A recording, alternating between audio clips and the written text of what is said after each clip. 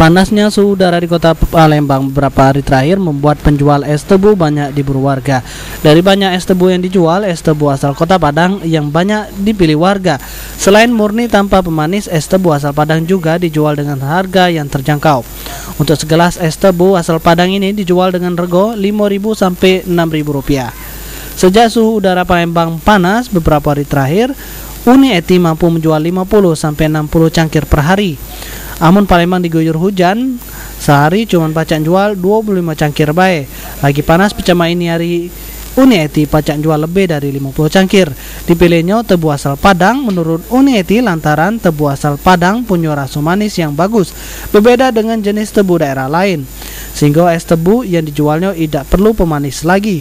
Dah heran amun di sekitaran tempat penjualan es tebu Uni Eti banyak dikerubuni oleh lebah. Bukit Tinggi. Kenapa harus tebu dari Padang? Manis. Manis. Oh, pada awalnya berapa batang dijual? Pertamanya 50 sampai 100, sekarang lah 200. 200 batang. Ini yang beli banyak ya? Kenapa Uni tidak pakai tebu daerah lain? Daerah kami nanam sendiri kan. Nah, tebunya lain, manis untuk ini kesehatan. Maniari Uni Eti sudah banyak menyediakan ke cabang penjualan es tebu yang seluruhnya didatangkan dari kota Padang. Sulaiman, PAL TV.